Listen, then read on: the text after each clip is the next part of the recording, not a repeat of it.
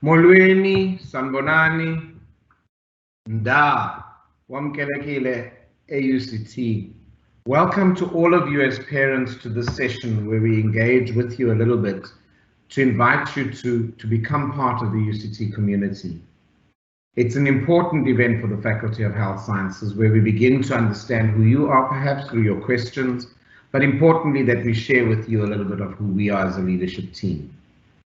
This afternoon, I'm going to be joined by, so my name is Lionel Green Thompson. I'm an associate professor and dean of the Faculty of Health Sciences. My own background is having been trained as a specialist anaesthetist, but I've come into the area of medical or health professions education in the last little while. I'll be joined for the session today. In fact, we'll share a presentation with Dr. Karen Begg, who's the Deputy Dean for undergraduate education. So she'll join the session with me and we'll share the presentation that we're doing for you today. Please continue to use the question and answer session area, the chat room on your side of the screen, and we'll pick up the questions and try to address as many of them as we can over the next hour and a bit. Friends, because I think that's what you become as your children and yourselves become a part of who we are. I want to just take a note to acknowledge the student actions that are continuing on campus at the moment. We're in a time where I think you know that the nation is on a particularly alerting situation regarding student protests. I want to acknowledge here that the student protest, the issue of the student protest, is recognized as a legitimate struggle. And what we've done at UCT is that we continue to engage with the students to reach a reasonable conclusion.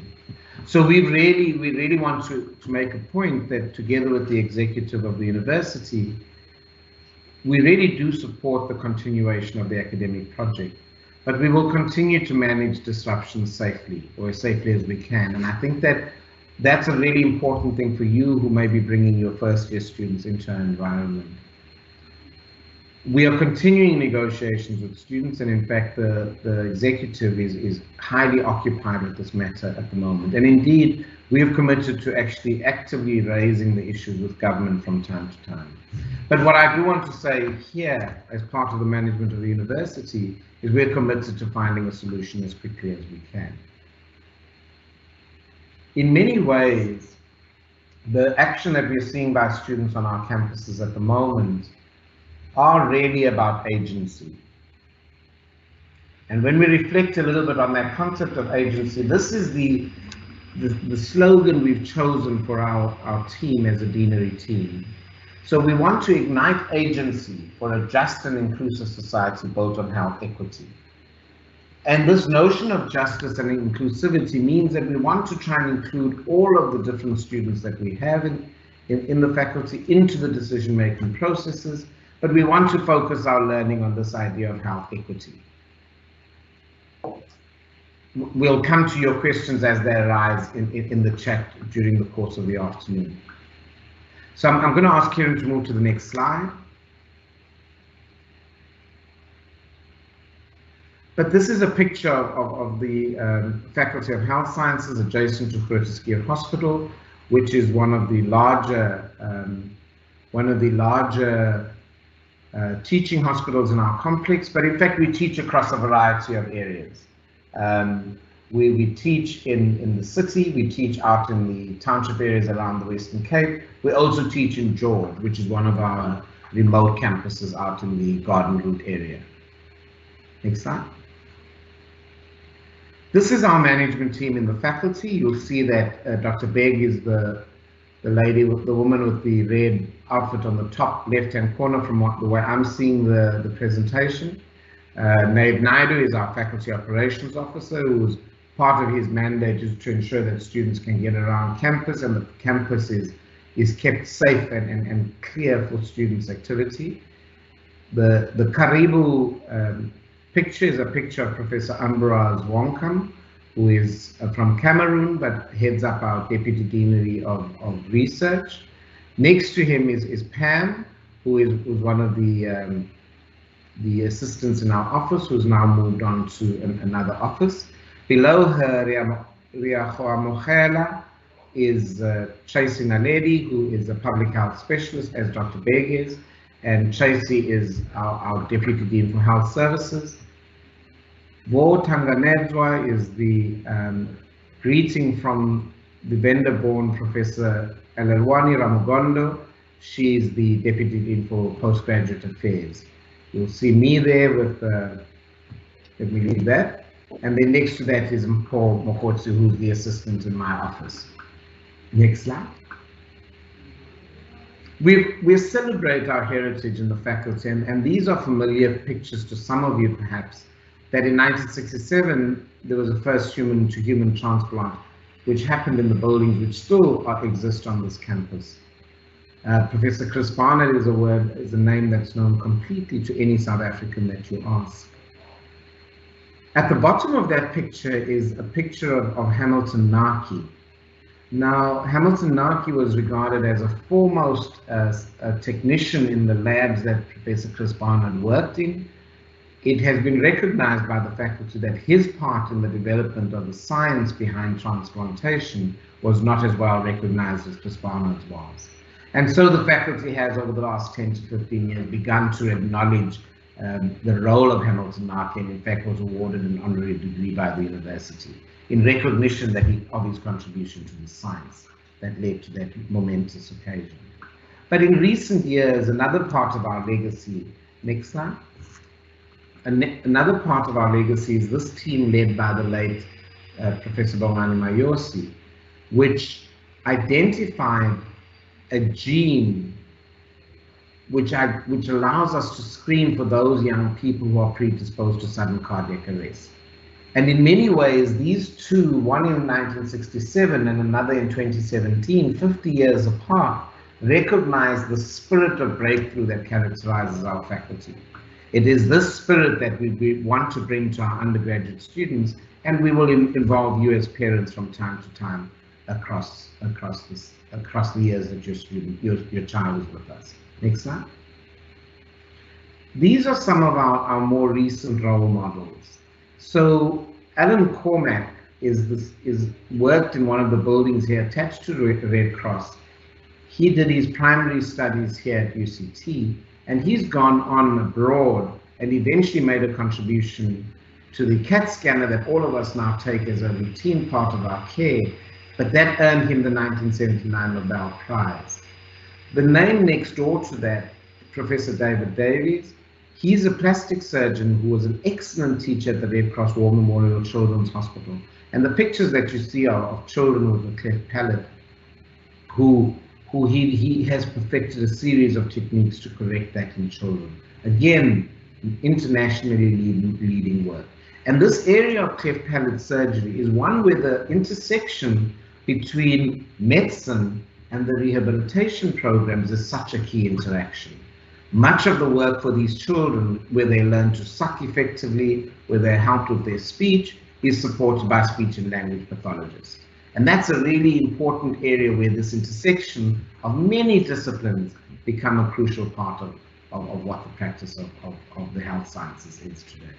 Then Professor Jeffrey Dumo-Patwa is a person who was the first professor of primary health care here in the university. His work as an anti-apartheid activist converted into the work that he's done in primary health care, in getting that discipline started in the faculty and then in ensuring that it's transmitted to other departments. Professor Francis Ames, for many of us who are older health professionals, Francis Ames became associated iconically with those 4 doctors who took the Medical Association to task and the South African Medical and Dental Council, as it was known in those days, and forced a review into the conduct of the doctors who were responsible for the care, or some would argue the lack of care for Steve Biko in his last days. And then more recently, Professor Bongani Mayosi, who really established a reputation internationally as a cardiologist, making the diseases of the poor, which affected the heart, far more central to the international conversations. He then was dean for a couple of years between 2016 and 2018, when he unfortunately passed on. So colleagues, because really your students become our colleagues, your children become our colleagues, but you as parents become part of our community. You'll see that this legacy is a multivariate legacy, but also a legacy that contributes to a future. And in fact, I continually refer to the fact that our legacy allows us to make a promise to a new generation. Next slide. And this is an interesting development. You're seeing Sudesh Sivarasu, who's the one of the professors in the Biomedical Engineering department, where we teach the biomedical engineers. You'll see one of these constructs that is created for prosthetic limbs. But this department became a really important source of technological advancement during the recent COVID epidemic. So a lot of masks and visors were printed with their 3D printers so that we could get some supplies out to both our students and students at other universities. So we really have got a collaborative approach with other universities. Next slide. So I want to just welcome you again to UCT. These are our leadership teams. The top team is the deanery leadership team that is now in a picture together. But also we want to acknowledge the Health Sciences Student Council leadership. And on that team, there are a number of different disciplines represented. But what we do as a deanery, we're engaged regularly with that group, both for them to engage with us, to tell us what is needed across the campus, but also for us to engage with them in building a relationship that, together with the management and the student, we build an environment here and the faculty that is conducive to everybody reaching their full potential. In many ways, that just and inclusive society is part of our aim as well. Next slide. So I want to just make a point, because it would be remiss of me at this time, at the beginning of 2021, not to recognize the power that this virus has had in the last year. So I will be at the faculty for a year in next week. Tuesday will be a year since I came. And on the day that I came, we moved our students out of the campus as part of a great evacuation that was precipitated by the COVID virus. What it has done is it's been difficult to relate to students and to insert into the faculty in the ways that I would like, because I'm generally a hands-on person and a contact person primarily. So it's been an incredible year that we've engaged with. We've changed the way we teach. We've changed the way we engage in an online and blended environment. But more importantly, we've changed the way we've had to communicate. And so I think that over the last year, we've enhanced our communications and our collaboration with students substantially. But as time will go on, we will have to reinvent ourselves. And even this year, a little bit different to last year, continues to move us a little bit forward. And then just in conclusion, I want to just tell you before I hand over to Dr. Begg, next slide, that this is our aim. We're really wanting to produce generalist health professionals at the undergraduate level. And by generalist, we really want to acknowledge that the student must emerge as a generalist capable of going into any part of the specialized areas of the health professions. But essentially, we want a graduate who's able to provide healthcare in a decentralized health system. So we want to produce health professionals that are not only comfortable with working at Groote Schuur. We want them to be able to work at Zitulele in the Eastern Cape, at Madwaleni in the Eastern Cape, at Enugu in the KwaZulu-Natal province, as comfortable as they are working in Groote Schuur and at Mitchell's Plain down the road from us here.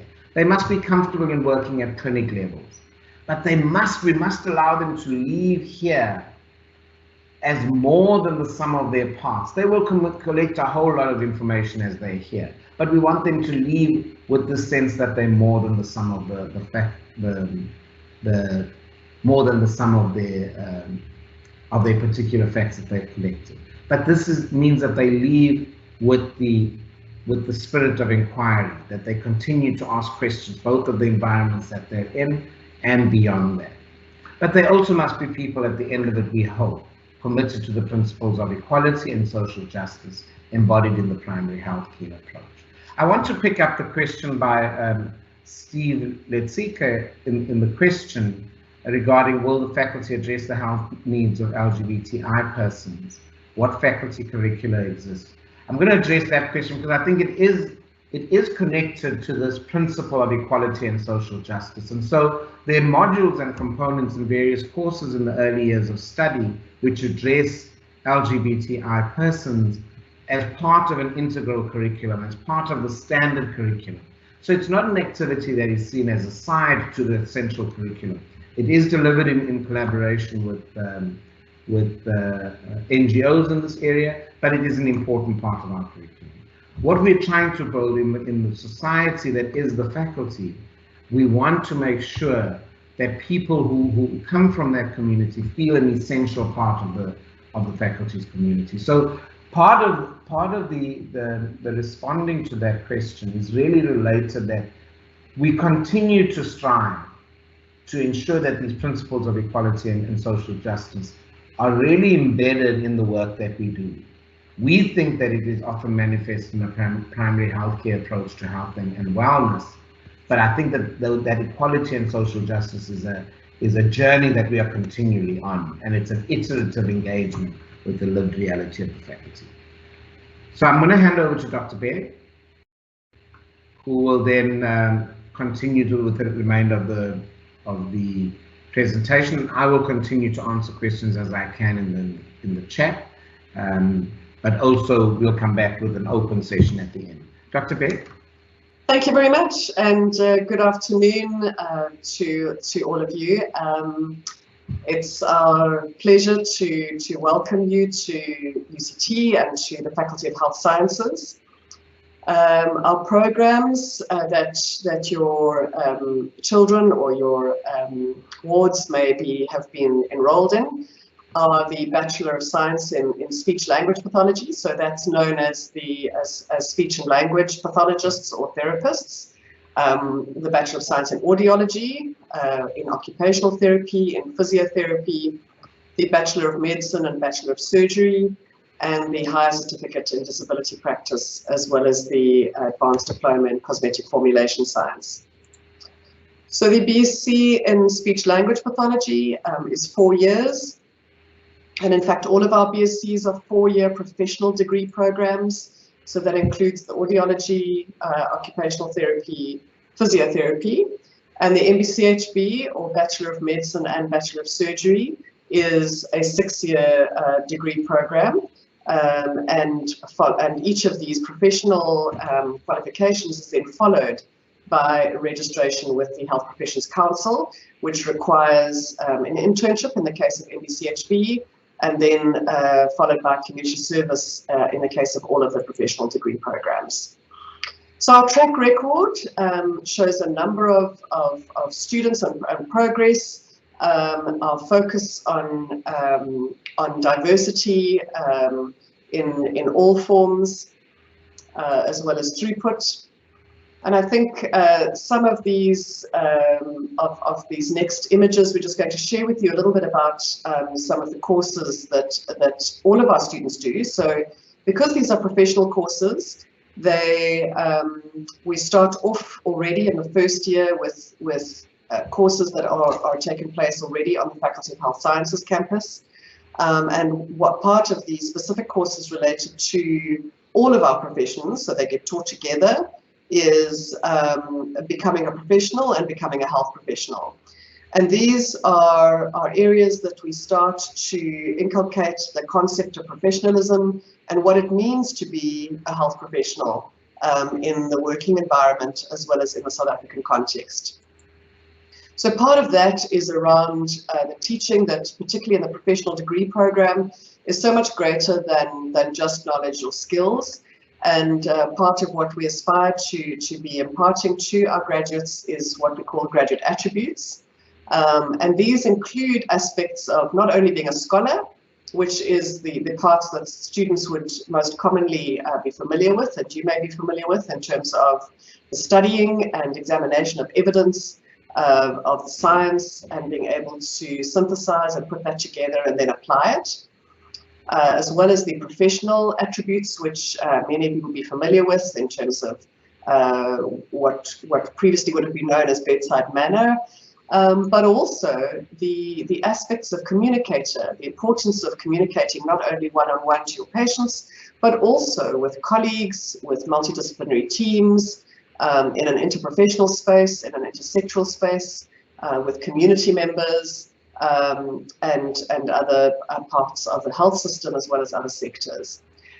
Another component is the collaborator space, where it's incredibly important for healthcare practitioners to be able to collaborate and engage with other professions and other organizations in the pursuit of health for all. Almost all health professionals will be required at some point to lead in spaces, either lead in teams of professionals, or in terms of leading in the clinical space. And so we impart some of those skills and attributes during the course of their professional degree. And then the health advocate is that we believe very strongly that this is not just a curative space. This is not just about fixing what's broken, but also about making sure that we impart the preventive and promotive aspects and health advocacy aspects of the population of South Africa, and in being good citizens and looking towards public health. So where do we operate? We operate quite far across the metropole, and you'll see the map towards the top left of your screen.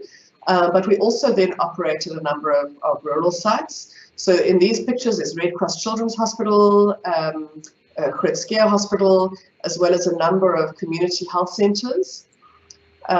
We then have a number of rural and district and community-based sites, such as Vredenburg Provincial Hospital, George, Oudtshoorn, Knysna, and students find those particularly extremely beneficial experiences.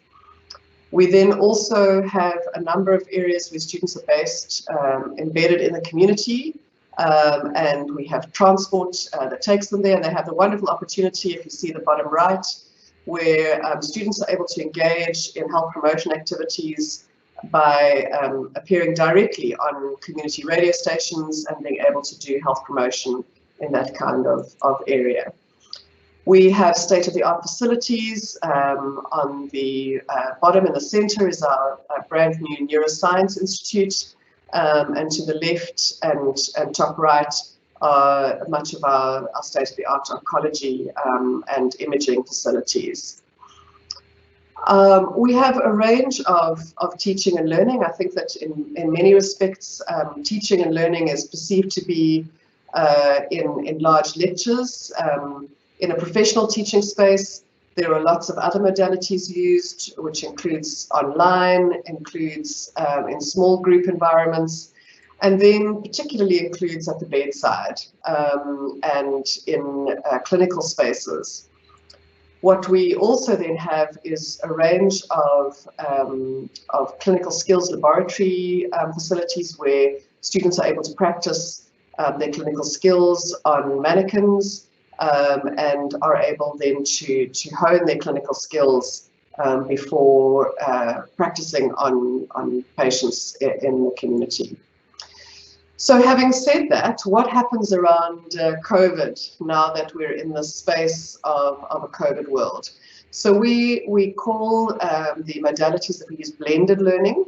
And so the philosophy that the teaching and learning framework for this year will be around physically distanced learning, looking at a low density campus so that we can ensure that we don't transmit COVID unwittingly. So in essence, what will be happening, particularly to first years, but right across all of the programs, is large group lectures will be held online, and all students will have access, whether they will either be getting a data allowance or will be in residence and will be have EduRoam access. At all of the clinical sites that are at distance, they have EduRoam access as well. And then contact teaching, so in-person teaching, will take place for all first years, as well as for all of our professional programs right across their years, particularly because it is these are professional programs. And so contact teaching will take place in small groups for tutorials, laboratory practicals, in the dissection halls, clinical skills training, and all of this happens according to COVID-19 protocols. So in terms of the maximum number of people allowed and the way in which students are given access and what they need to comply with mask wearing, physical distancing, etc. We will also have invigilated assessments, which will happen in person, and those will also be all according to COVID protocols. We've implemented, and this has been practiced for quite some time, our students have already been back for 6 weeks in second years up. And so, and this we did for a good 6 months of last year, so we are well versed at the risk mitigation for the prevention of transmission. And so we have daily symptom monitoring that all students adhere to. We supply personal protective equipment to our students depending on what their needs are at the time. And we provide healthcare services for testing, isolation and contact tracing should any students develop symptoms. Of course, we're very excited to be part of the vaccination rollout for healthcare workers, and students are, patient-facing students will be part of the vaccination rollout for phase 1, and we trust that the remaining students who would then, as soon as they're over 18, would be considered adults and would then be part of phase 2 and 3 of vaccination.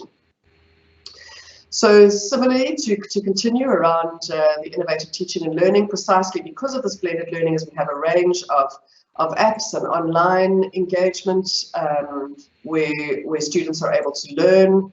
And so part of this is we developed a specialized course for our students during the course of last year called Navigating COVID, where they were able to engage with COVID from the perspective of the global perspective as well as national perspective, the public health aspect as well as the clinical aspect, and then the impact on each individual student and what their risks were, as well as how to overcome any stress and anxiety around COVID. There are so many opportunities at the campus, so many opportunities for students to demonstrate leadership, to serve, to be change agents, and to be activists.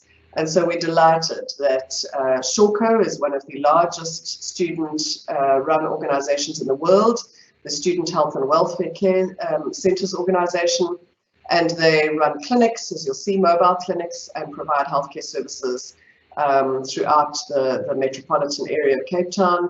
The Surgical Society has demonstrated particular aptitude over the last year in COVID and volunteering, and our students have played a formidable force in the fight against the COVID-19 pandemic with case and contact tracing, call center, manning, and a range of other activities, and we are extremely proud of their efforts. There are also many opportunities in the academic space to run things like intercalated BScs or master's programs, to start teaching as undergraduate students already, to engage in the teaching space as tutors initially, followed by teachers, and of course plenty of opportunities to specialize.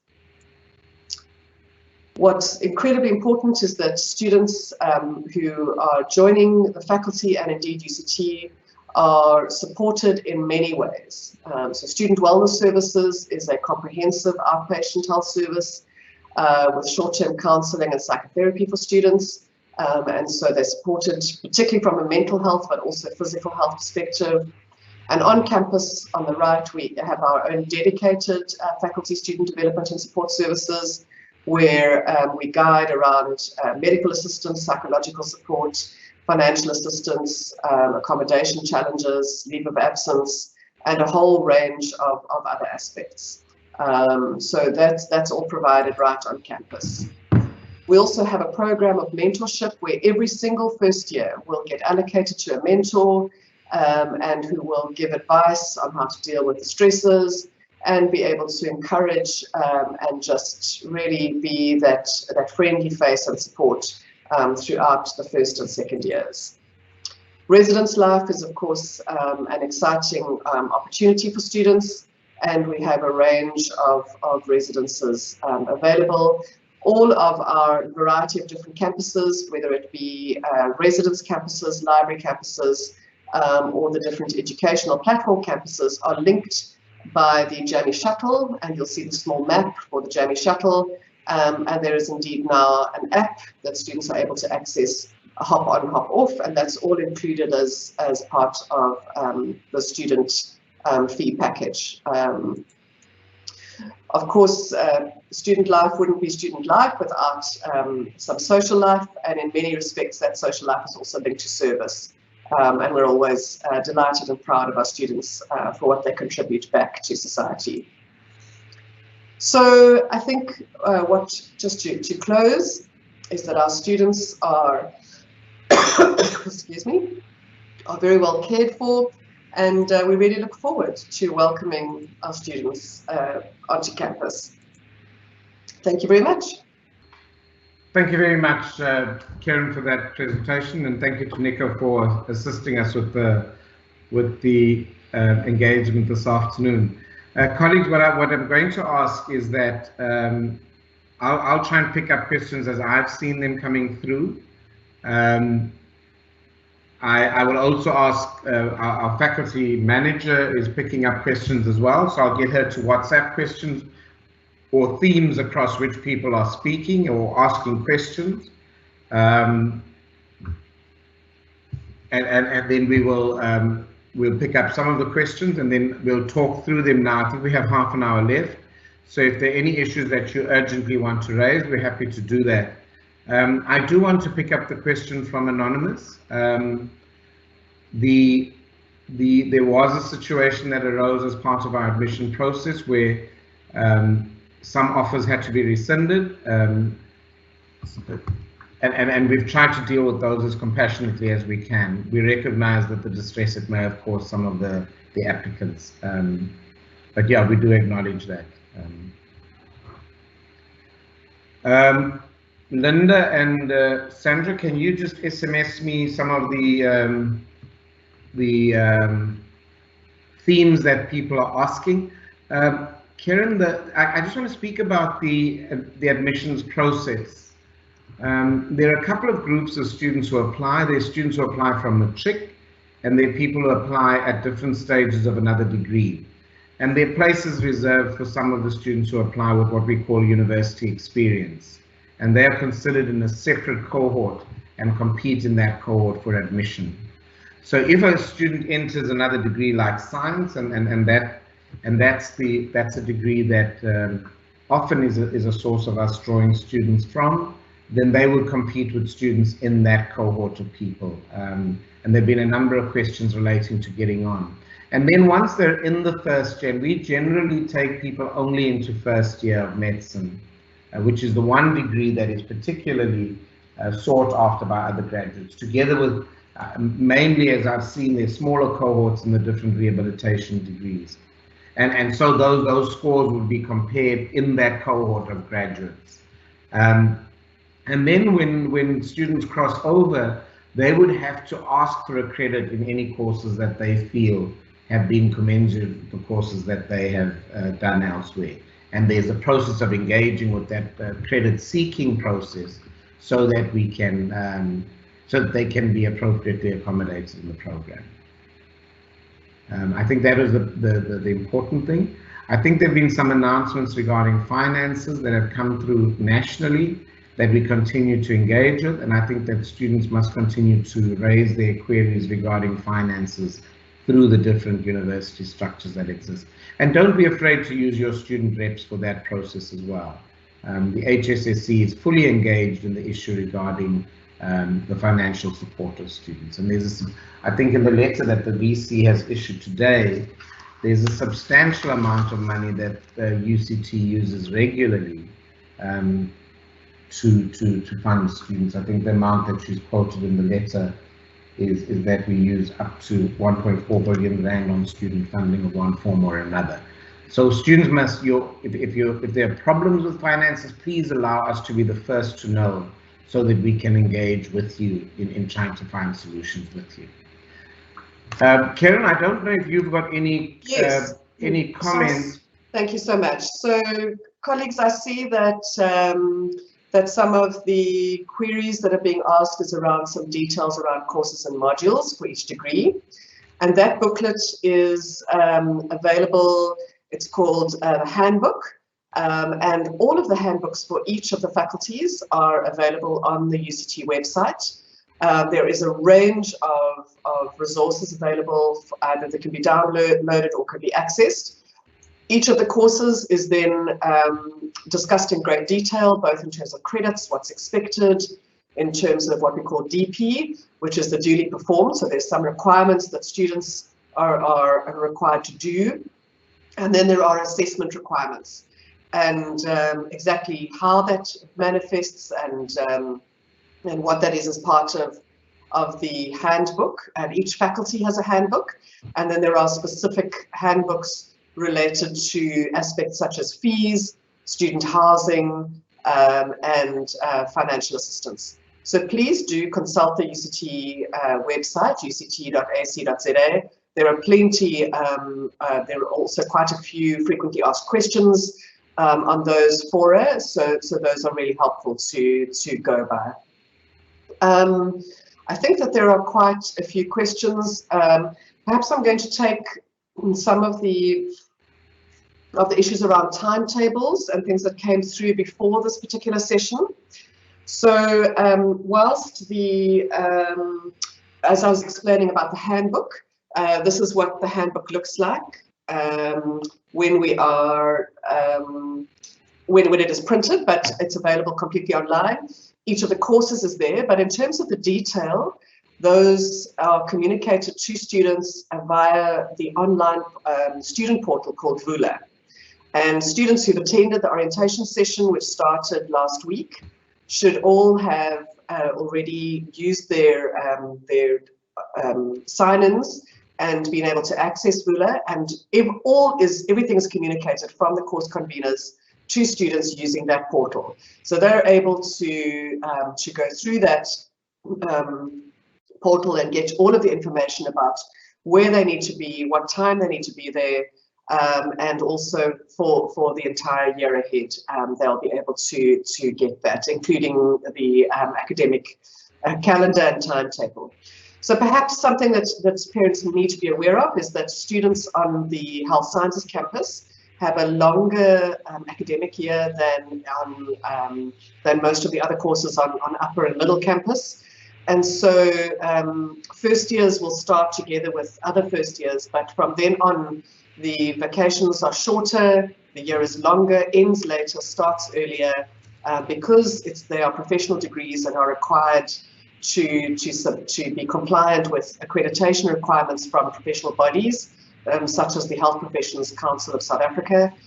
We have a much longer program. And so it is important that the academic calendar related to the faculty is followed, and for each program and for each year. There were questions around the on-campus library services. So because we've had COVID, there's not as free access to campus facilities as there was pre-COVID, but certainly there are plenty study facilities available, as well as online facilities available. So we have a range of library and study facilities that are available for lengthy hours that can be booked, and they are restricted by COVID numbers, but they certainly are available for students to be able to access. Library services are predominantly online at the moment, and all of that is detailed in both the orientation as well as in the library online. The library has that on their homepage. So I suspect that for those who've missed orientation, so orientation has been quite extensive over the past week. All of the online orientation has been recorded and will be posted on Vula, so that students who missed a few sessions are certainly able to catch up those facilities. I think that's probably tuition fees and financial aid. The details around tuition fees and financial aid can all be found on the UCT website, both in the fees handbooks, as well as a range of frequently asked questions with routes of access in terms of application processes.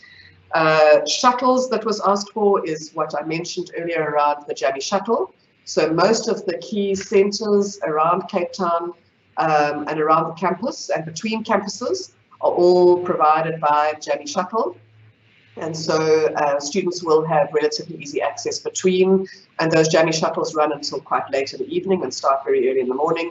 And only registered students who have their student cards, that's all that they need, is to have their student card to demonstrate that they are a currently registered student, and they will be able to access that with no additional fee. I think that that's what I'm going to cover for now. Perhaps we can switch back over to the Dean and see whether he's picked up any other questions. Thank you very much, Karen. I think that what I picked up in the chat is the level of frustration with our what appears to be slow responses. We have gone through a period of huge pressure on the system, and from my own personal email, I haven't always been able to respond as quickly as I'd like, particularly around admissions queries. So I apologize to anybody who has been adversely affected by that. It really has been the pressure of the numbers of queries that we've had, and we trust that all of you have had at least one response regarding your query. The question of being on Health Sciences campus, you will come to the campus from time to time, as you heard Dr. Begg describe, that there will be occasions for you to be on campus, and we haven't really planned for physical tours of the campus, but when you're here, I'm sure we can make a plan to get around. And I certainly look forward to students popping into my office, because I've been on the campus throughout the lockdown, making sure that we observe the protocols. But we've really been around on the campuses at most of the time since the first lockdown began last year. But the question of trying to familiarize you with the campus is certainly a part of the things that we will engage you with once you start to pop around onto the campus. So that will certainly be a part of it. I'm just going to check whether the administrators are helping us with the questions to see if there's anything that you have added since then. I haven't seen too many new questions since Dr. Begg began to engage with the process. The last questions we had were about 10 minutes ago. So if you've got any new questions, please add them.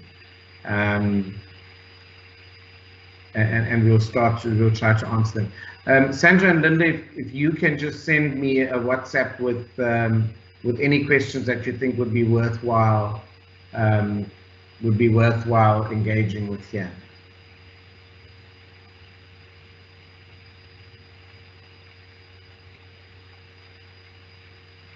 So colleagues, I think that I'm gonna just speak to the idea that this is what's happened with COVID over the last year is that very little of what we decided in those first weeks has been able to be maintained. So one of the things that I think we did really well is try to communicate with students as frequently as we could, and in fact, once we engaged with the students online for the bulk of the time, and a lot of the processes that we followed were quite adapted. So in the first instance, when we sent students off the platform, we really didn't believe that we would get students back very quickly. So students left around about the 16th of March, and they returned on the 1st of June. So we really were quite pleased that we were able to finish most of the professional programs by the end of the year, and that was a really big advance for us. It made sure that we were able to deliver health professionals, graduates, in the environments that they needed to. And we did that across all of the professional disciplines by the end of last year. So it's been very nice to chat to our students running internships for medicine or community service, just hearing the stories that are coming through the various areas. So we do look forward to helping I'm not sure how many students are in this group, but we do look forward to helping you along through your journey in the health professions. I'm going to carry on talking for about 5 minutes now, and if there are no more questions, we're going to wrap up at that point with a closing remark from both Dr. Begg and myself. And I want to really just speak about the fact that your students will be entering a variety of degree programs, and many of the programs will in themselves mean that your child is encountering new experiences. And one of the things that we're trying to do, I got a letter from a parent the other day speaking about their child who'd been a high achiever at school and did really well in first year and then came into a bit of a problem, came unstuck in the second year. One of the things that we want you as parents to know is that even though our contract is primarily with the students, and you'll see that much of our correspondence goes through the student, when you pick up that there's a change in behavior in your child, either from an outgoing person to suddenly becoming subdued, a lot of their experiences in the health system will be quite unnerving. And what we're very clear about is that we want to support students in those spaces. So the earlier the better, that if you identify that they're having a changed approach to life, let us know that as early as possible. Sometimes parents choose to do that confidentially, other times they do that with the consent of the student. Either way is acceptable to us, and we value confidentiality so much so that the support services don't report directly into the dean's office. There's a system by which students' issues can be raised and dealt with in a way that helps them grow out of them. So I really want to assure you, these are difficult times.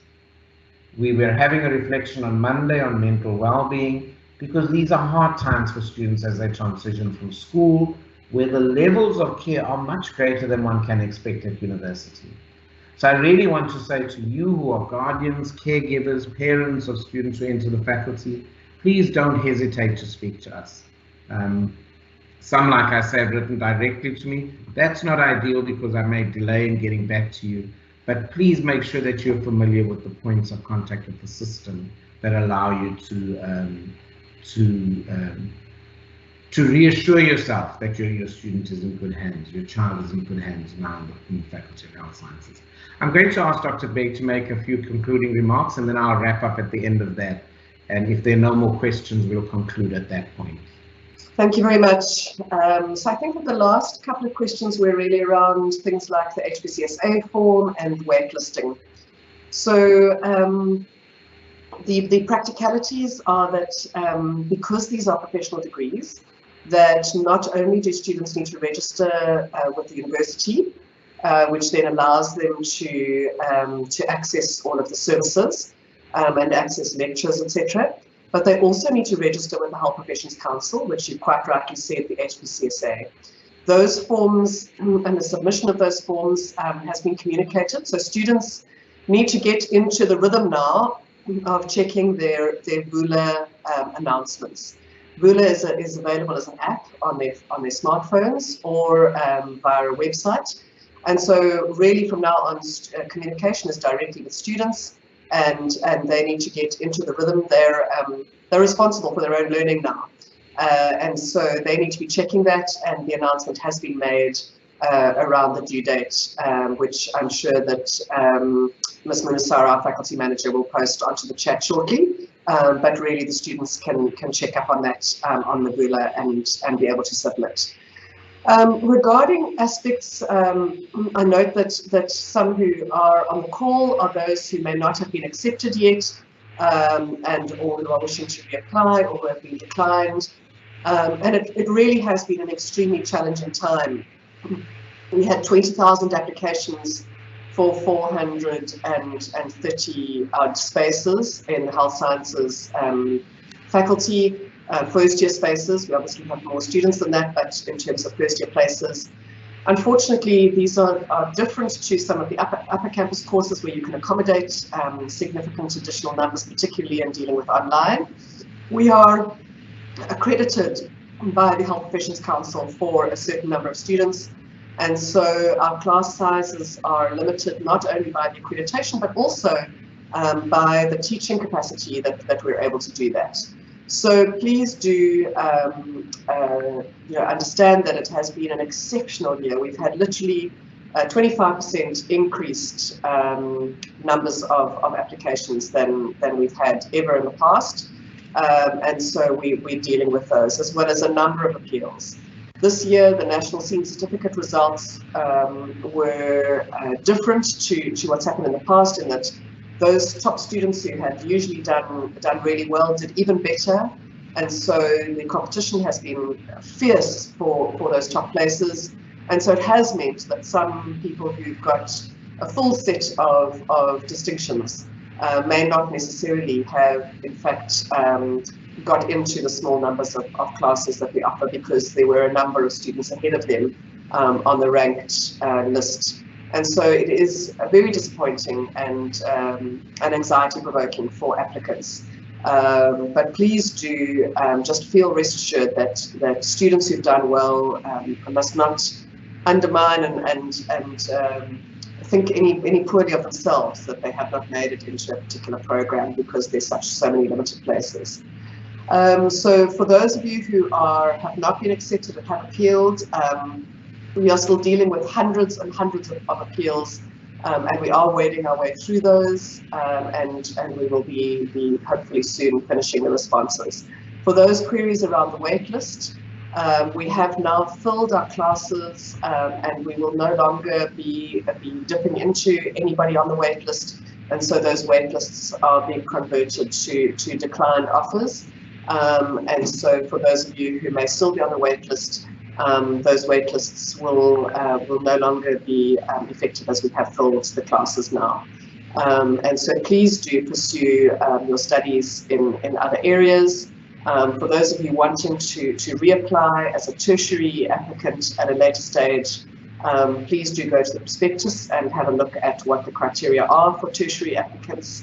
And just a reminder that there are small numbers of places reserved for tertiary applicants only in the professional programs. I believe that those are where we have got to in terms of our questions. And please do see the queries, the email address for queries, just to be able to have a look at those if there are any concerns there. And there are, I think that the question about the bookstore has been answered. There are prescribed books that can be purchased. Indeed, now there are probably less books that students access than perhaps when Professor Green-Thompson and I were students. Most of our studies were via prescribed books and textbooks.